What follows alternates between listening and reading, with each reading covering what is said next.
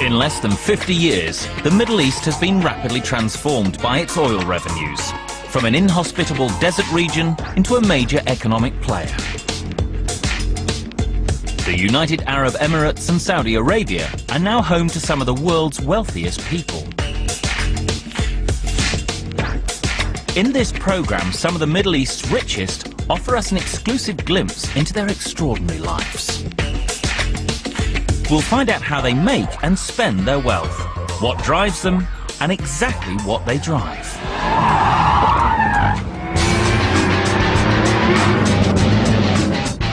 We meet four very different men with a shared desire for success.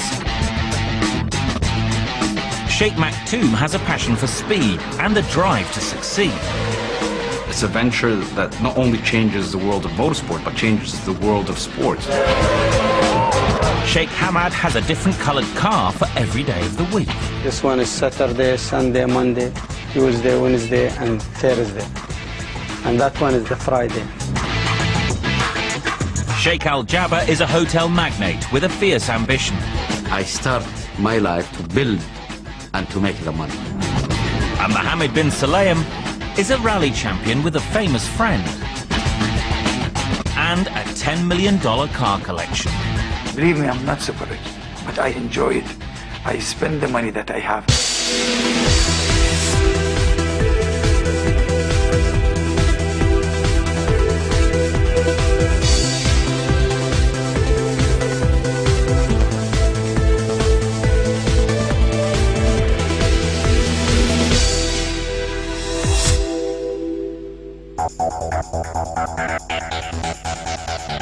Dubai, one of the fastest developing and wealthiest places on earth. Determined not to be dependent on its oil reserves, this emirate has set out to reinvent itself as a major player in tourism and the business world.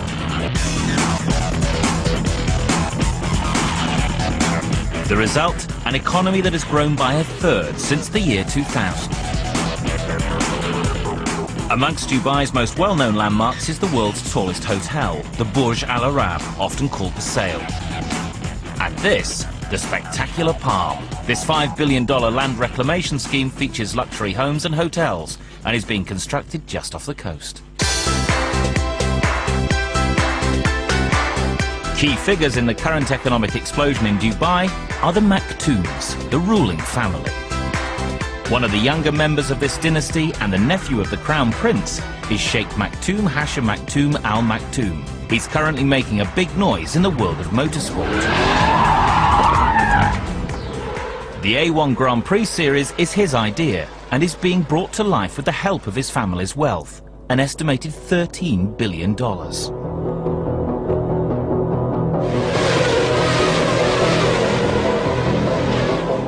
At the age of just 28, the Sheikh decided to turn his love of motorsport into a business. His vision for the A1 Grand Prix, known as the World Cup of Motorsport, is to rival Formula One. The A1 series features 25 drivers from 25 nations, each racing identical cars. It is a race between countries rather than individual drivers. It's a venture that not only changes the world of motorsport, but changes the world of sport. The Sheikh, a former triathlete, got his inspiration for A1 while taking part in an international multi-sport challenge. The idea for A1 Grand Prix started when I did the Land Rover G4 challenge. There were 23 Land Rovers parked, each one had a flag on it. And I said, you know what, this is fantastic. It could be very popular. And every idea starts from saying, you know what, I could do it better. The new A1 series has cost millions to set up, and Sheikh Maktoum has dug deep into his own pockets to make it happen. To finance the whole project, I mean, you wouldn't be far off if you say $300–400 million easily. Sheikh Maktoum wants A1 to really make its mark in the world of motorsport. But when it comes to raising more money, he found that the Maktoum name could be a mixed blessing. Well, in business, the name surely helps in opening doors, but a hindrance is there's something called the Maktoum inflation, or what my partners call the Maktoum inflation. If something's worth 50, it's suddenly worth 100. But people soon learn that, hey, there's a business, and people do not become rich by being stupid about money. Despite his youth, Sheikh Maktoum is an experienced businessman. After working for his father in finance, he became CEO of a family company, selling everything from DVDs and denim to oil. I managed to make him a lot of money in a very short span, which was a great foundation for me. Then from there, I mean, basically mortgaged everything I have to establish A1. Setting up the A1 series is a huge risk, and its demands mean the Sheikh works 24/7 to get it right. A typical day is waking up with your phone not stopping. You have to wake up at all different times of the night and day to work in different time zones. You sleep 3-4 hours a day and you don't stop. He might work hard, but he plays hard too. He's been racing cars for years. Of course I love to drive, but it's a hobby. This is a Caterham R500. It's faster than any Ferrari. This is the GT40 Ford, which is my first super sports car I ever bought.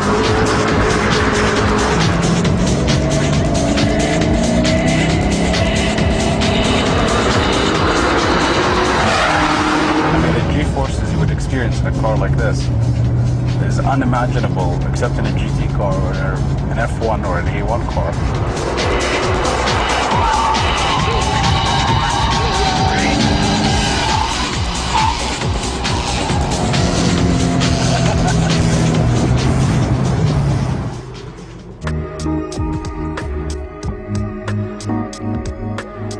In one of the most expensive areas of Dubai, construction has been underway for 2 years on what will be Sheikh Maktoum's new home. Just the place to garage a few of those cars. It's in the most exclusive area and the highest value per square foot cost of living, I think, on the planet.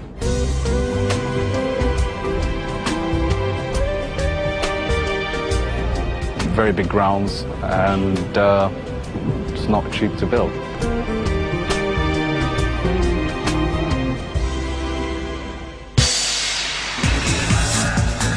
Coming up, Sheikh Maktoum and his motorsport dream are under pressure as he brings the A1 Grand Prix to Dubai for the first time. We meet the Sheikh with a passion for invention, and the rally champion who has gained a very famous fan. Sheikh Hamad bin Hamdan Al Nahyan is one of the wealthiest men in the United Arab Emirates. He's also one of the most unusual, known to some as the Rainbow Sheikh because he has a different coloured car for every day of the week. He's a member of the oil-rich Al Nahyan family, who have ruled Abu Dhabi for over 300 years. Sheikh Hamad's cousin is the president. This makes him super rich. His family are estimated to be worth more than $20 billion. With time on his hands, no need to work, and a limitless amount of money, Sheikh Hamad has become one of the world's biggest spenders. We never put money in the bank. What we get, we spend it. We get, we spend it. But he likes to spend it in enterprising ways. He's best known for his eccentric constructions like this, a replica of Noah's Ark that he built for his children to have birthday parties in.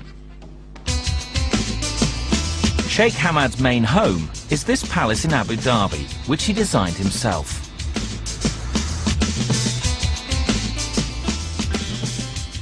Many people come to me and they said, Hamad, why you make castle? Because of our history, you know. I am from this family who ruled this country since more than 300 years.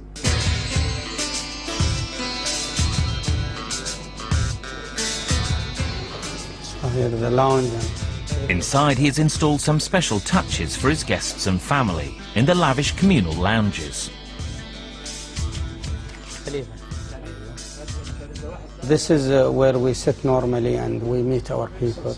This is from British Airways. We have the mirror, we have the TV, telephone, and this is a speaker and the wash basin.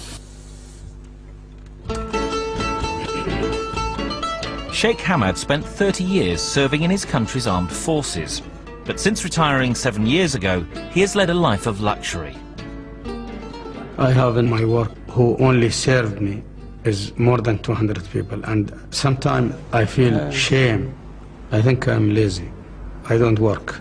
I don't go to the office. Most of the things they tell me by telephone, or maybe they bring some paper to sign.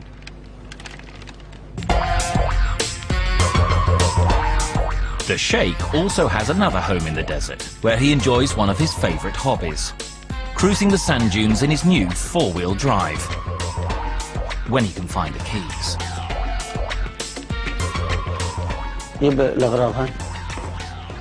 Okay, we'll go now. This is a Hummer, an American military-designed vehicle, but it's not just any Hummer.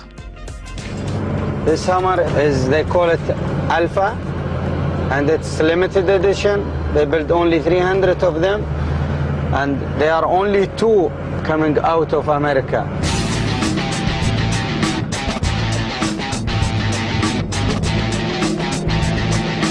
It's the best. It's the top of the pyramid, you know, of the off-road car. This ultimate off-roader doesn't come cheap. This is, I think, maybe 150, I think. I don't remember exactly, but almost $150,000.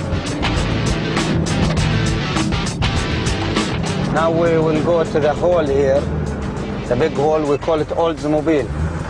It's a big hall. Don't worry, huh?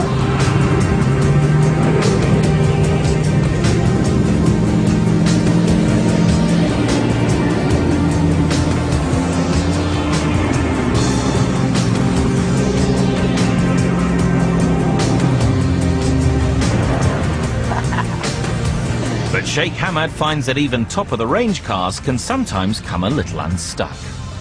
I think we're stuck really, because I must be quick going up, not stop in the middle. Hummer, it's because of the long wheelbase. This is one of the problems. But it's the best. But it's my mistake.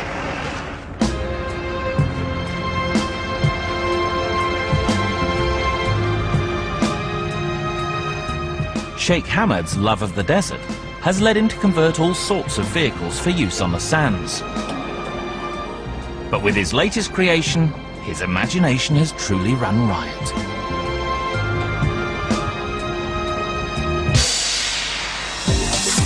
Fast-growing Dubai is keen to attract international sporting events, but it already has one very famous race. The Emirates is home to the $6 million Dubai World Cup, the world's richest horse race. Sheikh Mohammed, head of the Maktoum family and the ruler of Dubai, is one of horse racing's most influential figures. He has a stable of 400 horses and recently spent $42 million on 27 horses at the Keeneland Sales in Kentucky, USA. For one yearling, he paid $6.8 million.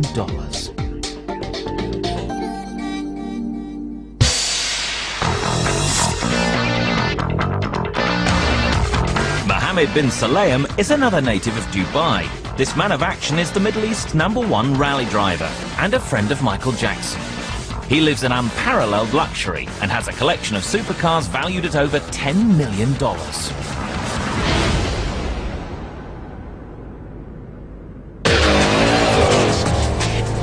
Mohammed is a man whose singular passion for cars has shaped his life. When I started it, it's just the only thing that really made my hair, just stand up was the speed, the thrill of the speed. Speed is what I love.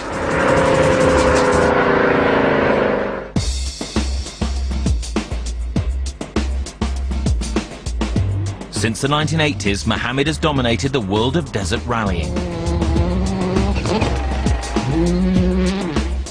He's won over 60 rallies worldwide and won the Middle East's most prestigious event, the FIA Rally Championships, 14 times in 17 years. I've never said it publicly. Maybe I was the highest paid Arab sportsman. $4 million I used to get a year. It felt much better that I'm doing something dangerous and I'm doing my hobby, but I'm getting something in return, at least to feel good about it. Now, at the age of 43, this father of 5 has retired from racing, but his love of speed remains. He organises a yearly international rally, the UAE Desert Challenge. It's a grueling 5-day, 2,000-kilometre race through the rugged and sandy terrains of Abu Dhabi and Dubai. The race has been staged for the last 15 years. It is seen as the warm-up for the famous Paris-Dakar rally and attracts many of the world's top desert rally drivers. The race is open to amateurs too. All you need is $150,000 and a highly modified car or bike. It is, I would say, my baby, and it's grown up from a small event to a huge event where we can see 1,000 people coming, and I'm proud of it.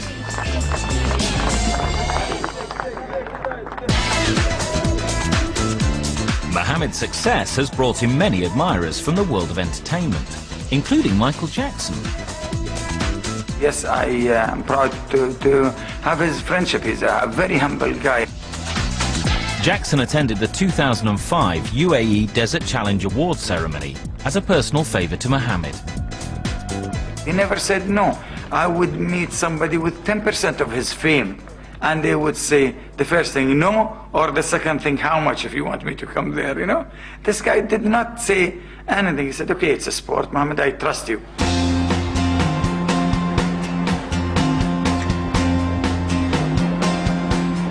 Mohammed's wealthy family are behind some of the biggest construction projects in Dubai. Perhaps the most exclusive and imaginative is located 4 kilometers offshore. This is the world, a creation of 300 man-made islands, strategically placed to create a map of the world. Each island costs between $10 and $40 million. Rod Stewart is rumoured to have paid $25 million for England. And Mohammed has a potential buyer in mind for another island. Yes, I've been trying to convince Michael Jackson to buy a property here, and I will keep on doing it. But for Mohammed, it's motors, not money, that fuels his passion. Despite retiring in 2003, he still wants to go faster than anyone else. Driving is where I take everything outside, and it's just a feeling I cannot express. I took a car and went to the desert 2 months ago, and that was faster than the record time, and so it is good. It was a good feeling. Does this mean I will go back running? I would love to. I am bored.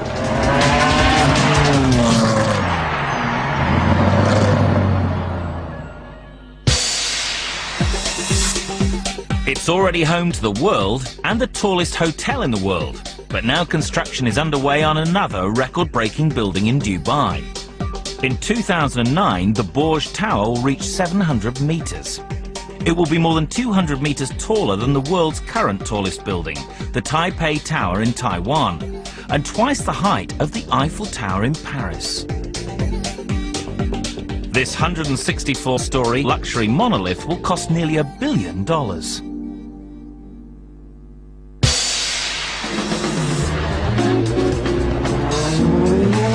Sheikh Maktoum is the founder of the new A1 series, the World Cup of Motorsport. This multi-million-dollar enterprise is in its first season. The 6th race in the series is an especially important one for the Sheikh. It takes place in his home state of Dubai, and he knows he has to deliver. Internationally, and to our franchises and fans globally, they expect such high expectations out of Dubai, which puts on a lot of pressure on me. Simultaneously, I'm trying to showcase A1 to the people of Dubai. So it's a tall order, especially with a country with no motorsport heritage. Sheikh Maktoum prepares to play host to the motor racing elite at a reception held at one of the Maktoum family palaces. It's a chance for the big names in A1 to get together before the race. As host, he wants the reception to go off without a hitch. Hey, you guys catching me on this, that's not fair.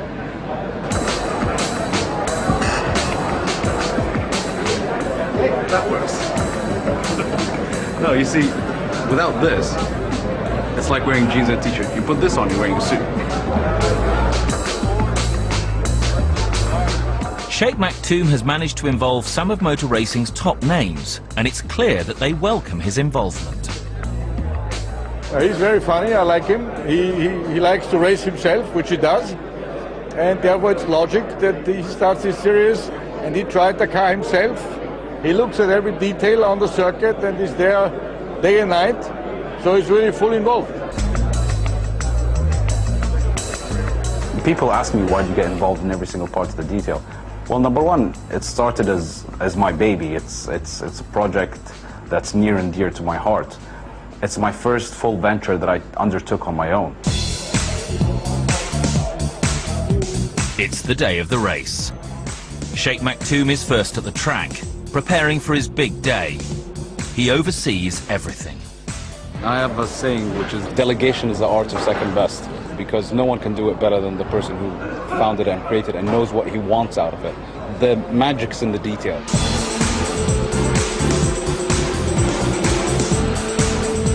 You don't stop in a venture like this. Sheikh Maktoum is here 100%. He is the first guy on the track and the last guy who goes out from the track. You can see him sometimes at 9, 10 o'clock in the evening. He's still here. He's an extraordinary person to be able to come up with this concept. I mean, we all think of concepts, but to bring it to a reality and have it exceed your expectations, I think is a fantastic effort. Sheikh Maktoum has this dream, and now it's real. It's happened. We are here. But the Sheikh can't relax, even though everything seems in place. Drivers are here, the teams are here, the promotion's ongoing, the fans are here. So it's looking great, and we're giving the fans a good show. It's the fans that count. The size of the TV audience is crucial to the success of the project. Sheikh Maktoum believes his idea of having 25 different nations represented in the race will attract new audiences to the sport. Why isn't motorsport as popular as football? Number one, accessibility. It's always been a European thing, a Western thing, a North American thing. But the rest of the world, that big gap in the middle, never had the opportunity to even partake. So creating that platform for them, suddenly there's a reason to go racing.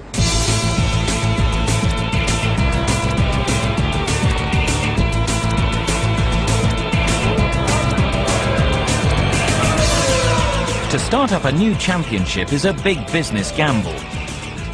So far, the viewing figures for the races in the first season are about 10 million. But they need to get a lot bigger to rival Formula One. The ambitious Sheikh is looking forward to that challenge. I'm developing my philosophies in business. Number one, be honest, be truthful, be straight, be direct, be clear.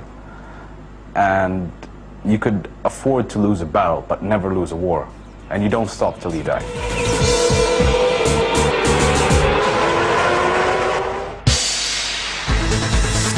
Coming up, Sheikh Hamad takes to the water in an unusual craft.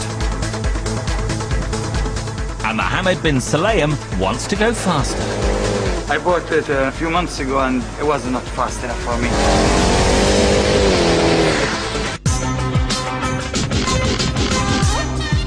Sheikh Hamad belongs to one of the ruling families in the United Arab Emirates. His oil-rich family are worth over $20 billion, which means he has little need to work. But with a creative brain and financial resources, what's kept Sheikh Hamad motivated is his fascination with making things. He's constructed an entire marina where, over the past 15 years, he has built a variety of creations. They range from a floating 3-bedroom house to this, Noah's Ark. Nobody knows how it looks like Noah's Ark, but we try our best to make it looks like the shape of Noah's Ark, what the people think about it. It's only 1/5 of real Noah's Ark, and it's like a floating house. In the future, we're going to divide it inside and make it mega rooms. One of Sheikh Hamad's most innovative plans was his idea of turning cars into boats. Here we have the airboat, but I try to put a car in it, so we have a cabin for reduce the noise. He got carried away with amphibious vehicles. Every person have dreams and he like to do something, but he need 2 things. He need time and money. They have the time and they have the money. Sheikh Hamad's pride and joy is this car boat, which operates just like a car but is driven on the water.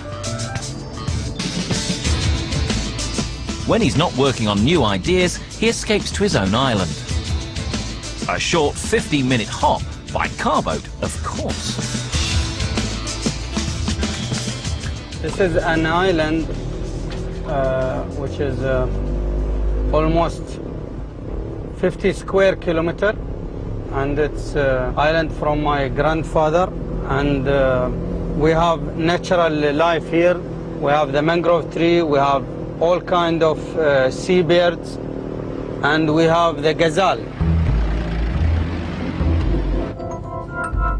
And in the middle of his island hideaway, he's built himself a replica of an historic Arab fort.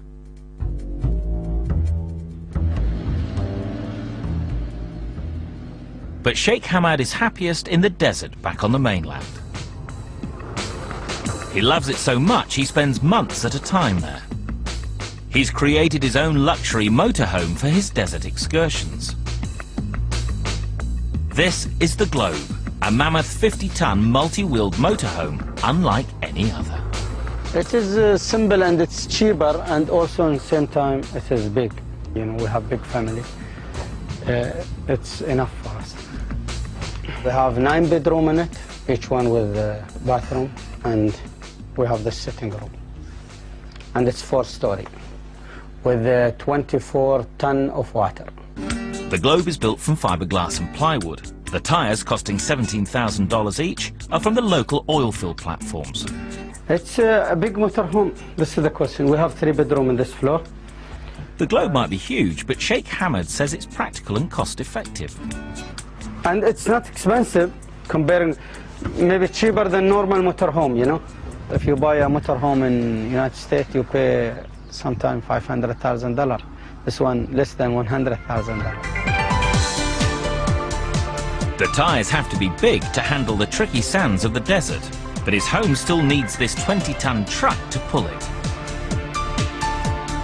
When he's found a spot he likes, Sheikh Hamad will stay more than a month with his extended family, gathered around him in the Globe.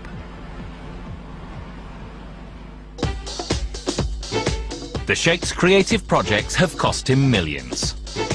His most recent construction is this huge pyramid, for which he has elaborate plans.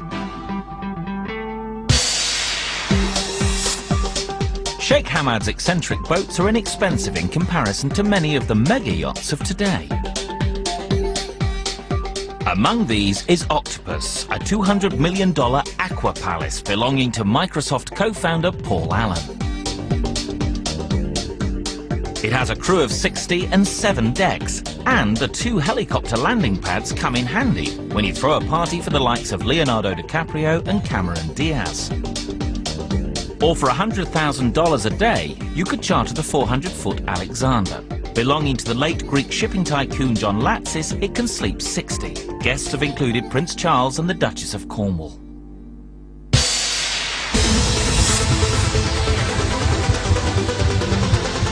Mohammed bin Sulayem is the Middle East's #1 rally driver. In 2003, at the age of 41, he retired from the sport after a glittering 22-year career. He was the highest paid Arab sportsman in the 1990s, earning over $4 million a year. I mean, people think I'm super rich. Believe me, I'm not super rich. But I enjoy it. I spend the money that I have. Mohammed spent most of his millions on a limited edition car collection, which is the envy of speed enthusiasts the world over. Now, this is a monster. This really, I admire it out of all the cars because it really makes me sweat when I drive it.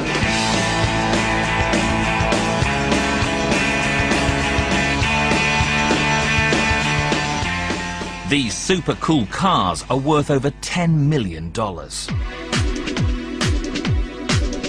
Mohammed's collection boasts some of the world's fastest and most expensive. This Ferrari F40 is valued at $200,000. I think Ferrari just made a point of that they don't have to try very hard to sell their cars. I mean, if you look at it, there's nothing in it except an air conditioning. Then there's the Porsche Carrera GT, costing $400,000. Carbon fiber chassis, carbon fiber body, lovely car. It's just a little bit hard on the traffic because of the clutch. Next, the Ferrari Enzo, one of only 500 made, cost $1 million. It's the latest of Ferrari, a beautiful car, definitely tested by Michael Schumacher himself, easy to drive, very fast. But the masterpiece of his collection is this limited edition Mercedes CLK GTR. How did they fit 2 seats in it? I mean, it's really an amazing achievement. But of course, you have to be so small. And you know, it doesn't fit for the fat people at all. It's very fast, unique. You can see the money. I mean, okay, it costs about $1.8 million. His latest acquisition is this Porsche GT1, costing $900,000. They made 19 out of these cars. I like the car very much. I drove it once in an open area and it's so fast. I reached nearly 381 kilometers in it.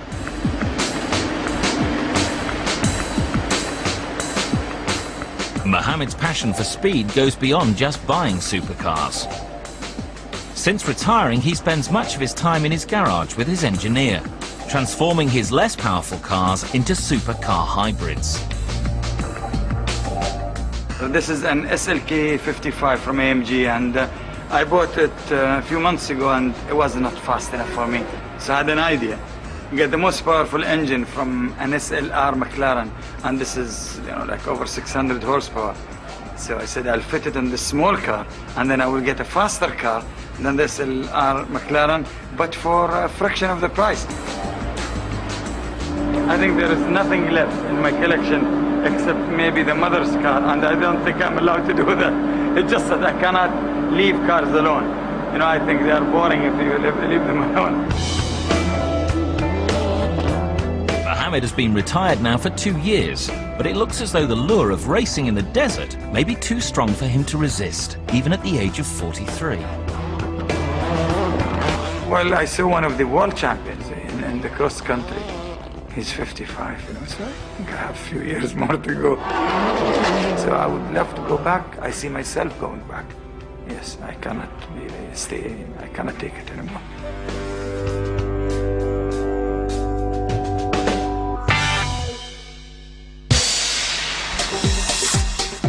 In Dubai last year, there were 5 million visitors. But the Emirate expects to cater for up to 15 million by 2010. The fast-expanding national airline Emirates, controlled by the Maktoum family, has been on an extensive spending spree to get ready. It recently ordered 42 wide-bodied 777 planes, worth $9.7 billion from Boeing. Also in place is a record $12 billion order for 45 of the mammoth Airbus 380s. These are due in service in 2007. Featuring shops, bars and lounges, the Airbus can seat up to 850 passengers.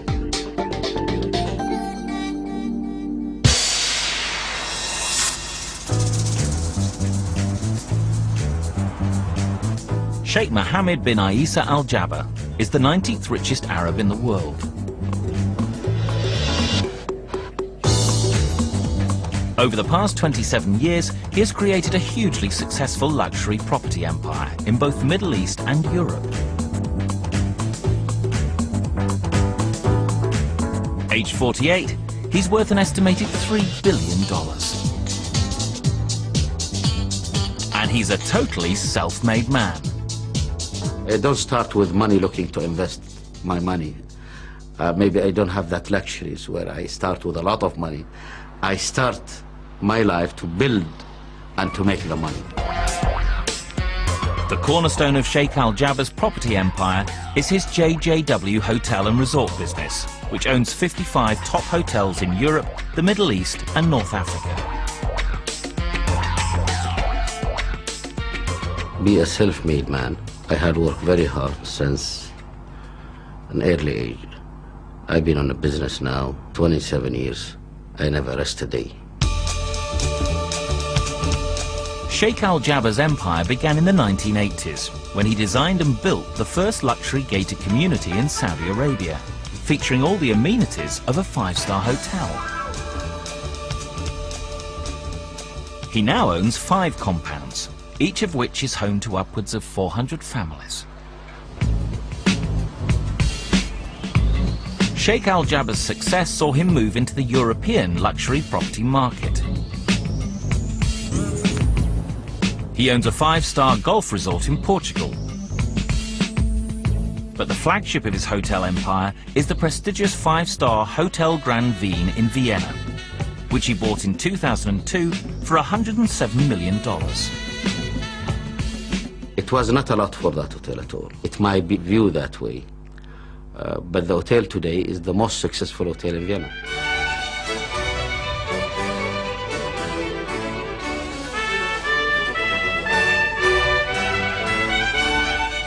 He divides his time between his homes in Paris, London and Jeddah in his native Saudi Arabia, where he recently designed and constructed this $35 million mansion.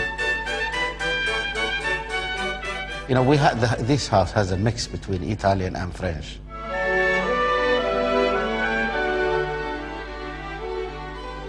This is the dining room, where the numbers of visitors is large.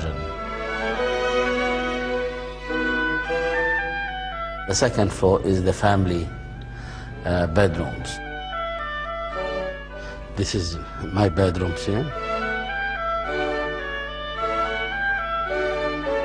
His lavish home is a far cry from his own modest beginnings. My family was very normal, you know, there are no such wealth I had inherited from them at all. For Sheikh Al Jaber, his family, and in particular his 3 children, are as important as his business. I get 2 daughters. The oldest is 20, the second one is 16, and my son now is 14. He is keen that his company will stay in his family. You know, at least my oldest daughter, she will be taking part of the business 3 years from now.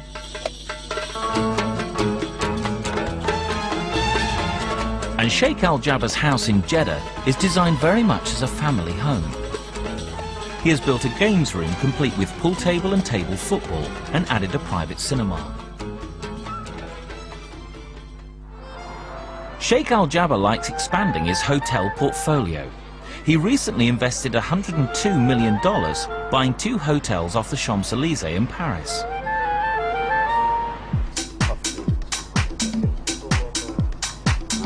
He is currently renovating one of them and is involved in every detail. The tables has to be a bit bigger, another chair there, bigger chair here, and here is the... Here, this is terrace with private dining. With a private dining. You requested to have the TV set framed. Yes, but this looks bigger than it should be. This wall has to be removed. Good idea, yeah. And then you have the dressing room in corners. Easter is a deadline. Every day, you know, we are losing money but not opening that. Absolutely, yeah.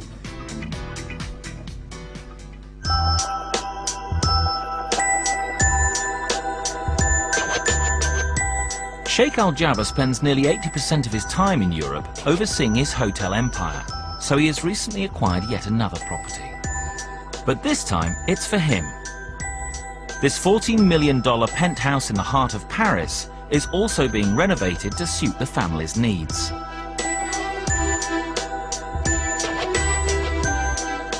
This is the best view, I think, for the apartment. Seeing the Eiffel Tower, the cathedral, it makes you work without feeling tired. It makes you never feel tired of Paris. Sheikh Al Jaber plans to expand his business into North America and Eastern Europe. And he still finds his business as exciting as when he first started out. I never feel a day that I was tired of what I do.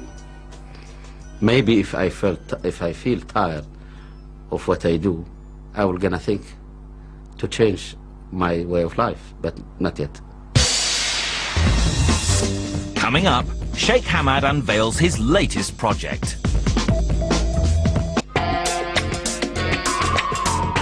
Sheikh Hamad is a member of one of Abu Dhabi's richest families.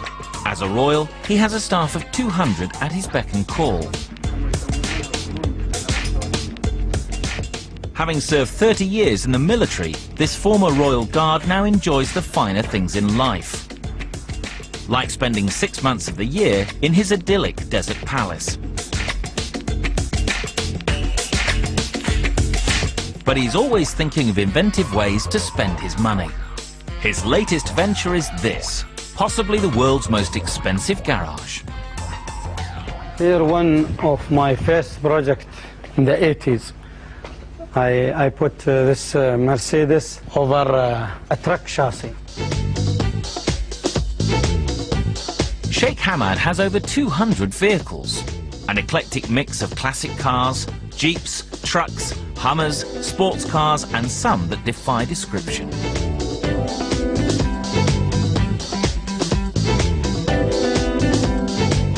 Many are his customized creations. He likes these historic Dodge trucks, so he builds them in different sizes. This one is 4 times bigger than this one in scale, but 64 times bigger in volume. Inside, it's actually another motorhome for his desert trips. The master bedroom on the 2nd story looks out through the windscreen. There's even a kitchen and guest bedrooms. Here we are in the balcony, big balcony. We can land a helicopter here. The most expensive car is that Rolls-Royce, the big one. Her Majesty, the Queen Elizabeth, when she was here in the 80s, she was in this same car. So we put the British flag there.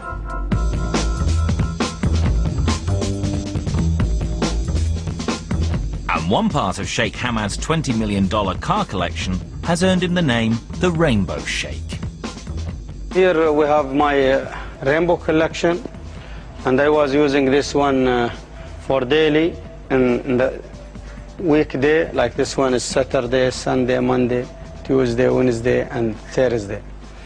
And that one is the Friday. So this car, I ordered it during my wedding in the 84, and there was special order.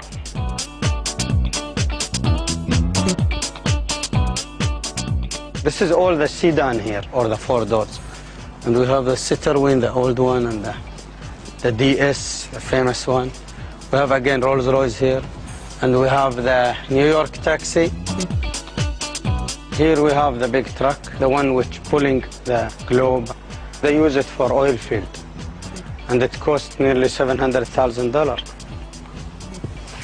This is a new car built in United States by Chrysler, and it's a beautiful car. In the coming months, Sheikh Hamad will open the doors of his car museum to the general public. He has been planning it for the past 3 years, and with his royal obligations, he can guarantee that his collection of cars can only grow. Every year I buy many cars, and of course I don't sell cars. We are from a royal family, and people wait for us to give them cars and give a free car, and not selling car. I never sell car. I cannot sell car. It is shame, in our country, one of the royal family selling car. Sheikh Hamad might be pleased with his idiosyncratic achievements, but are there any more innovations still to come? Now, for the time being, I'm not dreaming for anything because I feel I've done what I want to do,